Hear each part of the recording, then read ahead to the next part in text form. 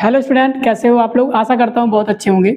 आज मैं coulomb law की एक लिमिटेशन है, क्लास 12th में आपने पहले चैप्टर में इलेक्ट्रोस्टैटिक में पढ़ा होगा, लिमिटेशंस ऑफ कूलम्स लॉ, जिसमें मैंने एक लिमिटेशन पढ़ी है कि जो चार्ज होने चाहिए वो किस में होने चाहिए, रेस्ट में होने चाहिए। तो आज मैं जानूंगा ये चार्ज रेस्ट में क्यों होने चाहिए, क्यों ये लिमिटेशन है।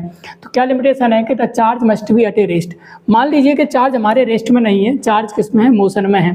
मान लीजिए ये चार्ज है, this is the charge Q1 और ये चार्ज कौन सा है, this is the charge Q2 और ये चार्ज किस में है, this charge is in motion. किस में है, मान लीजिए ये चार्ज किस में है, this charge is in motion.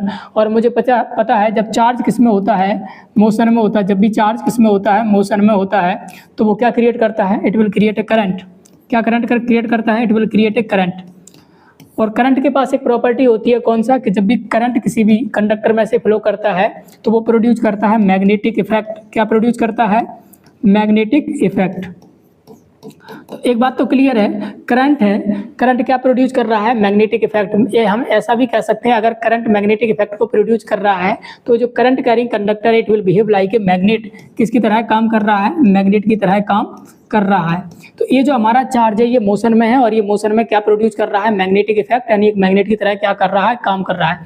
ठीक उसी प्रकार दूसरा वाला चार्ज भी है, ये भी किस में है, मोशन में है। और अगर ये मोशन में है तो ये भी क्या प्रोड्यूस कर रहा होगा, करंट। और ये करंट प्रोड्यूस कर रहा होगा। करंट कौन सा इफेक्ट प्रोड्यूस करता है, करंट प्रोड्यूस करता है कौन सा इफेक्ट, इट प्रोड्यूस है मैग्नेटिक इफेक्ट। कौन सा इफेक्ट, मैग्नेटिक इफेक्ट। यानी अगर मैग्नेटिक इफेक्ट प्रोड्यूस कर रहा है तो it will also behave just like a magnet.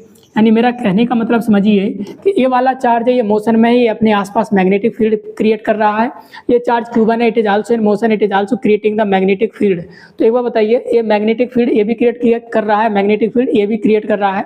जब दोनों चार्ज मैग्नेटिक फील्ड क्रिएट करेंगे तो इनके बीच में कौन सा फोर्स लगेगा, तो इनके बीच में कौन सा फोर्स लगेगा, ये फोर्स लगेगा हमारा कौन सा फोर्स, मैग्नेटिक फोर्स। कौन सा फोर्स लगेगा, मैग्नेटिक फोर्स। और ये जो मैग्नेटिक फोर्स है, दोनों के बीच में लगने वाला मैग्नेटिक फोर्स है, ये किसको क्या करेगा, प्रभावित करेगा, किसको इफेक्ट करेगा, it will effect the electrostatic force. तो जिससे हमारा कूलम का नियम है वो क्या हो जाएगा, उसमें क्या हो जाएगा, सही आंसर नहीं आएगा, वो कहीं ना कहीं गड़बड़ हो जाएगा।